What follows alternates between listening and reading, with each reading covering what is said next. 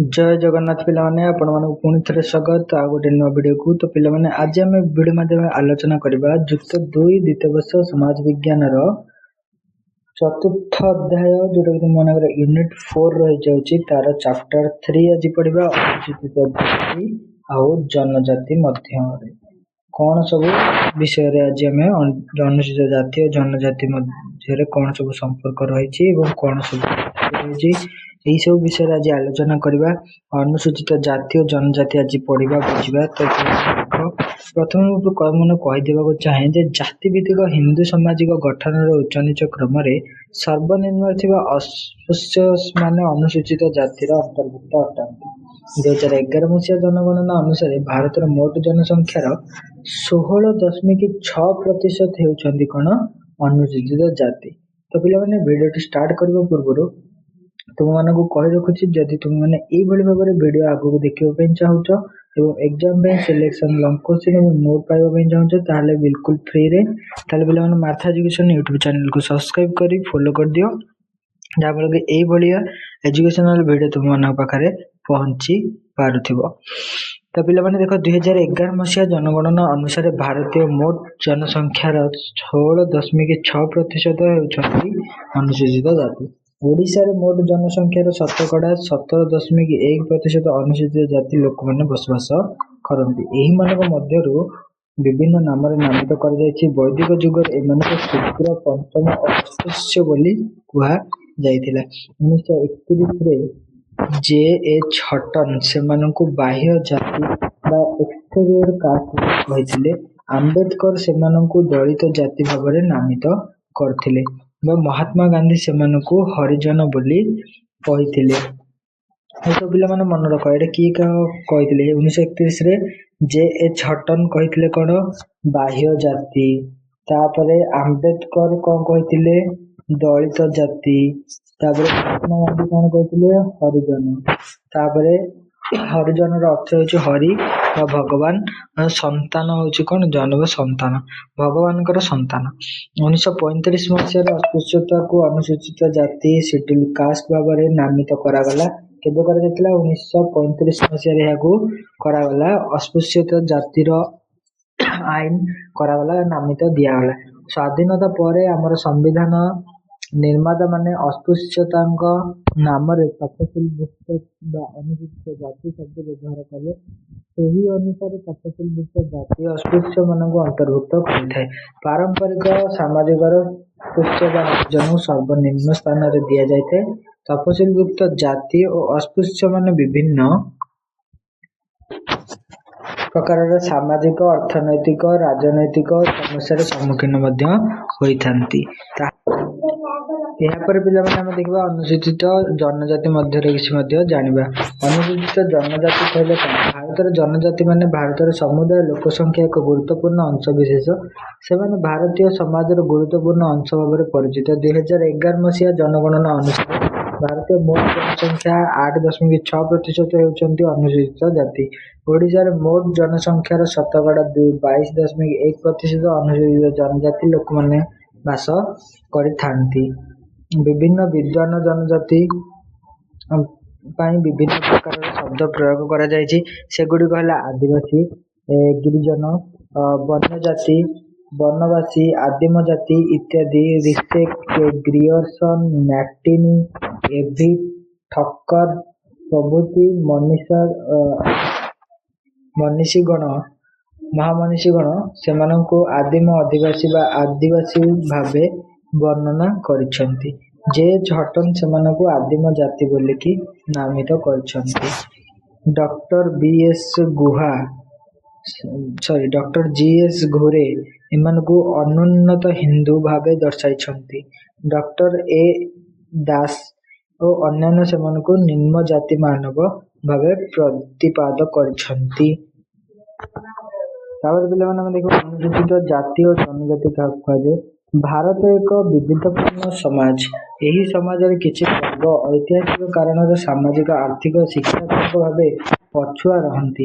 एमिति पछुआ वर्ग मानक मध्यरे अनुसूचित जाति बा एससी कास्ट जोटा हम कहे शेड्यूल कास्ट और अनुसूचित जनजाति एसटी ବା ସିଡ୍ୟୁଲ୍ଡ ଟ୍ରାଇବ୍ କ'ଣ ହେଇଥାନ୍ତି? ଗୁରୁତ୍ୱପୂର୍ଣ୍ଣ ଅଟନ୍ତି। ଅନୁସୂଚିତ ଜାତି ଆମେ କାହାକୁ କହିବା? ଅନୁସୂଚିତ ଜାତି ବୋଲି ସେମାନଙ୍କୁ କୁହାଯାଏ ଯେଉଁମାନେ ପୂର୍ବ କାଳରେ ଅସ୍ପୃଶ୍ୟତା, ଭେଦଭାବ ଓ ସାମାଜିକ ଅନ୍ୟାୟର ସମ୍ମୁଖୀନ ହୋଇଥିଲେ। ଭାରତୀୟ ସମ୍ବିଧାନର ଧାରା 341 ଅନୁଯାୟୀ ଏହି ଜାତିମାନଙ୍କୁ ଅନୁସୂଚିତ ଜାତି ଭାବେ ଘୋଷଣା କରାଯାଇଅଛି। ଅନୁସୂଚିତ ଜାତି ଭାବରେ ଘୋଷଣା କରାଯାଇଅଛି। ଅନୁସୂଚିତ ଜାତିର ବୈଶିଷ୍ଟ୍ୟ ଗୁଡ଼ିକ। ଅନୁସୂଚିତ ଜାତିର ବୈଶିଷ୍ଟ୍ୟ ଗୁଡ଼ିକ ସବୁ କ'ଣ କ'ଣ ରହିଛି? ନା ଗୋଟିଏ ହେଉଛି ସାମାଜିକ ଅସ୍ପୃଶ୍ୟତାର ସମ୍ମୁଖୀନ, ଆଉ ଗୋଟେ ହେଉଛି ନିମ୍ନ ଆର୍ଥିକ ପରିସ୍ଥିତି, ଆଉ ଗୋଟେ ହେଉଛି ଶିକ୍ଷାର ଅଭାବ, ଆଉ ଗୋଟେ ହେଉଛି ପାରମ୍ପରିକ ନିମ୍ନ ପେଶାରେ ନିଯୁକ୍ତି। ତାପରେ ଅନୁସୂଚିତ ଜନଜାତି। ପିଲାମାନେ, ଅନୁସୂଚିତ ଜନଜାତି କାହାକୁ କୁହାଯାଏ? ଅନୁସୂଚିତ ଜନଜାତି ବା ସିଡ୍ୟୁଲ୍ଡ ଟ୍ରାଇବ୍ କହିଲେ, ଅନୁସୂଚିତ ଜନଜାତି କହିଲେ ସେହି ଜନଗୋଷ୍ଠୀ ଯେଉଁମାନେ ପାହାଡ଼, ଜଙ୍ଗଲ, ଦୂରରାଜ ଅଞ୍ଚଳରେ ବସବାସ କରନ୍ତି ଏବଂ ନିଜସ୍ୱ ସଂସ୍କୃତି, ଭାଷା, ପରମ୍ପରା ରଖିଛନ୍ତି। ସମ୍ବିଧାନର ଧାରା 342 ଅନୁଯାୟୀ ସେମାନଙ୍କୁ ଅନୁସୂଚିତ ଜନଜାତି ଭାବେ ସ୍ୱୀକୃତି ଦିଆଯାଇଅଛି।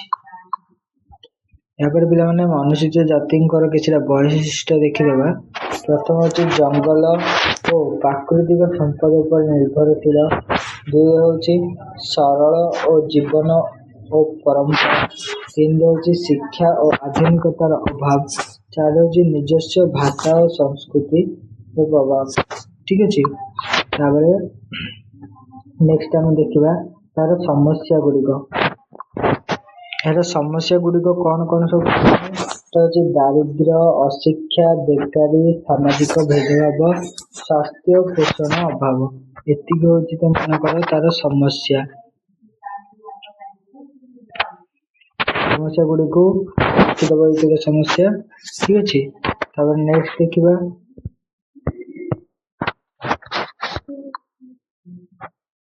ସରକାରୀ ବ୍ୟବସ୍ଥା ଓ ସୁବିଧା। ସରକାରୀ ବ୍ୟବସ୍ଥା ଓ ସୁବିଧା ଭାରତ ସରକାର ବିଭିନ୍ନ ପଦକ୍ଷେପ ନେଇଛନ୍ତି।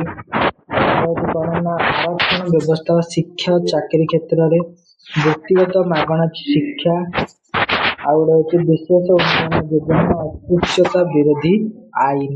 ପିଲାମାନେ ଏତିକି ପଢିଦେବ। ଠିକ୍ ଅଛି। ଅସ୍ପୃଶ୍ୟତା ଆଇନ ଏସବୁ କ'ଣ ଏକ୍ସପ୍ଲେନ୍ କରିଦେବ। ଏହାପରେ ଦେଖିବ, ଏହାପରେ ଅନୁସୂଚିତ ଜାତି ଜନଜାତି ଭାରତୀୟ ସମାଜର ଅଭିନ୍ନ ଅଂଶ। ସେମାନଙ୍କ ସାମାଜିକ, ଆର୍ଥିକ ଓ ଶିକ୍ଷାତ୍ମକ ଉନ୍ନତି ହେଲେ ମାତ୍ର ସମାଜର ସମଗ୍ର ଉନ୍ନତି ସମ୍ଭବ। ତେଣୁ ସମସ୍ତଙ୍କୁ ସମାନ ସୁଯୋଗ ଦେବା ଏକ ଲୋକତାନ୍ତ୍ରିକ ଦାୟିତ୍ୱ ଅଟେ ଆମର। ବୁଝିପାରିଲ? ଦେଖ ପିଲାମାନେ, ଏଠି ଯୋଉ ଅନୁସୂଚିତ ଜାତି ମାନଙ୍କର କେତେଟା ବୈଶିଷ୍ଟ୍ୟ ଦେଇଦେଲା। ଅସ୍ପୃଶ୍ୟତାର ସମ୍ମୁଖୀନ, ଆକୁ କେମିତି ଏକ୍ସପ୍ଲେନ୍ କରିବ? ନା ଅନୁସୂଚିତ ଜାତି ମାନେ ଦୀର୍ଘକାଳ ଧରି ଅସ୍ପୃଶ୍ୟତା ଓ ସାମାଜିକ ଅପମାନର ଶିକାର ହୋଇ ଆସିଛନ୍ତି। ତାପରେ ନିମ୍ନ ସାମାଜିକ ପରିସ୍ଥିତି, ସମାଜରେ ସେମାନଙ୍କୁ ସବୁବେଳେ ନିମ୍ନ ସ୍ଥାନ ଦିଆଯାଇଥିଲା, ଫଳରେ ସାମାଜିକ ସୁଯୋଗରୁ ବଞ୍ଚିତ ରହୁଥିଲେ। ତାପରେ 3 ନମ୍ବର ଦେଖିବା ଆର୍ଥିକ ପଛୁଆପଣ। ଆର୍ଥିକ ପଛୁଆପଣ ମାନେ କ'ଣ? ଅଧିକାଂଶ ଏସସି ପରିବାରରେ ଦାରିଦ୍ର୍ୟରେ ଜୀବନ ଯାପନ କରନ୍ତି। ଏସସି ଏସଟି ମାନେ ଅଧିକ ଦାରିଦ୍ର୍ୟରେ ଜୀବନ ଯାପନ କରିଥାନ୍ତି। ଶିକ୍ଷାର ଅଭାବ। 4 ହେଉଛି ଶିକ୍ଷାର ଅଭାବ। ଶିକ୍ଷା ଅଭାବ ତାଙ୍କର ଉନ୍ନତିରେ ବଡ଼ ବାଧା ସୃଷ୍ଟି କରୁଅଛି। ତାପରେ 5 ହେଉଛି ପାରମ୍ପରିକ ଓ ନିମ୍ନ ପେଶା। ସେମାନେ ସାଧାରଣତଃ ସଫାଇ କାମ, ଚମଡ଼ା କାମ, ମଜୁରୀ ଇତ୍ୟାଦି ନିଯୁକ୍ତି ଥାନ୍ତି, ତ ସେମାନେ ସେଇଟା କରିପାରିବେ। ଏହାପରେ ପିଲାମାନେ ଅନୁସୂଚିତ ଜନଜାତି। ଅନୁସୂଚିତ ଜନଜାତି ମାନଙ୍କ ବିଷୟରେ ଟିକେ ଦେଖିବା। ଭୌଗୋଳିକ ବିଚ୍ଛିନ୍ନତା। ଏଇଟା ହେଉଛି ଭୌଗୋଳିକ ବିଚ୍ଛିନ୍ନ। ଜନଜାତି ମାନେ ସାଧାରଣତଃ ପାହାଡ଼, ଜଙ୍ଗଲ ଓ ଦୂରରାଜ ଅଞ୍ଚଳରେ ବସବାସ କରନ୍ତି। 2ରେ ହେଉଛି ନିଜସ୍ୱ ସଂସ୍କୃତି ଓ ଭାଷା।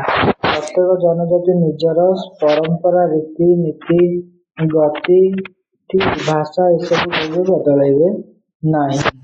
ତାପରେ 3 ରହୁଛି ପ୍ରାକୃତିକ ସମ୍ପଦ ଉପରେ ନିର୍ଭରଶୀଳତା। ସେମାନଙ୍କ ଜୀବିକା ଜଙ୍ଗଲ, କୃଷି ଓ ପ୍ରକୃତି ଉପରେ ନିର୍ଭର କରନ୍ତି। 4 ରହୁଛି ଶିକ୍ଷା ଆଧୁନିକତାର ଅଭାବ। ଶିକ୍ଷା ଆଧୁନିକତାର ଅଭାବ ମାନେ ଆଧୁନିକ ଶିକ୍ଷା ପ୍ରଯୁକ୍ତିର ସୁଯୋଗ ସେମାନଙ୍କ ପାଖରେ କମ୍ ଥାଏ। 5ରେ ହେଉଛି ସରଳ ଓ ସମୂହମୁଖୀ ଜୀବନଶୈଳୀ। ଜନଜାତି ସମାଜ ସାଧାରଣତଃ ମୁଖ୍ୟ ଜୀବନ ଓ ସହଯୋଗ ଉପରେ ଆଧାରିତ ହୋଇଥାଏ ସେମାନଙ୍କର। ଏହାପରେ ପିଲାମାନେ ତମମାନଙ୍କୁ ଆଉ ଗୋଟେ ଜିନିଷ ଦେଖୁଛି, ଏସସି ଆଉ ଏସଟି ମଧ୍ୟରେ ସଂକ୍ଷିପ୍ତ ଟିପ୍ପଣୀ ଗୋଟେ ପଡିଥିବ, ପାର୍ଥକ୍ୟ ଲେଖ। କଣ ଲେଖିବ ସେଠି? ଦେଖାଦେଲି ଏସସି ହେଲା, ଏପଟେ ହଉଛି ଏସସି, ଏପଟେ ହେଇଗଲା ତମର ଏସଟି।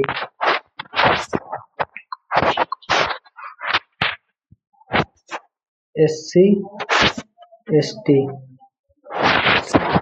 ତ ଏ ଦିଟା ଦେଖ, ଅସ୍ପୃଶ୍ୟତାର ଶିକାର, ଅସ୍ପୃଶ୍ୟତା ନାହିଁ ଏଥିରେ। ଏଠି ହଉଛି ଗାଁ ସହର ଉଭୟରେ ଥାଏ। ଏଠି ହଉଛି ମୁଖ୍ୟତଃ ଜଙ୍ଗଲ ପାହାଡରେ। ଏଠି ହଉଛି ଜାତି ପ୍ରଣାଳୀର ଅଂଶ, ଜାତି ପ୍ରଣାଳୀରେ ପ୍ରାୟ ଅଲଗା ଅଲଗା ହୋଇଥାଏ। ତାପରେ ଅନୁସୂଚିତ ଜାତି ଜନଜାତି ମାନେ ଦୀର୍ଘ କାଳ ଧରି ଅବହେଳିତ ହୋଇଥିଲେ ମଧ୍ୟ ସମ୍ବିଧାନୀୟ ସୁରକ୍ଷା ଓ ସରକାରୀ ଯୋଜନା ମାଧ୍ୟମରେ ଆଜି ସେମାନଙ୍କ ସ୍ଥିତି ଧୀରେ ଧୀରେ ଉନ୍ନତି ହେଉଅଛି। ତ ପିଲାମାନେ ଆଜି ପାଇଁ ଏତିକି ଏଇ ଭିଡିଓ ମାଧ୍ୟମରେ। ତ ଆଶା କରୁଛି ସମସ୍ତଙ୍କୁ ଭିଡିଓଟି ପସନ୍ଦ ଆସିଥିବ। ଯଦି ଭିଡିଓଟି ପସନ୍ଦ ଆସିଛି ଲାଇକ୍ କରି କମେଣ୍ଟ କରି ଚ୍ୟାନେଲକୁ ସବସ୍କ୍ରାଇବ କରିଦିଅନ୍ତୁ, ଯାହାଫଳରେ କି ଏଇଭଳି ଭାବରେ ନୂଆ ନୂଆ ଭିଡିଓ ଆପଣମାନଙ୍କୁ ସହଜରେ ନୋଟିଫିକେସନ ମିଳିଯାଇପାରିବ। ସାଙ୍ଗ ପିଲାମାନଙ୍କ ପାଖକୁ ସେୟାର କରିଦିଅ, ଯାହାଫଳରେ ସେ ମଧ୍ୟ ପରୀକ୍ଷାରେ ଭଲ କରିପାରିବ। ତ ପିଲାମାନେ ଆଜି ପାଇଁ ଏତିକି, ରହିଲି। ଜୟ ଜଗନ୍ନାଥ।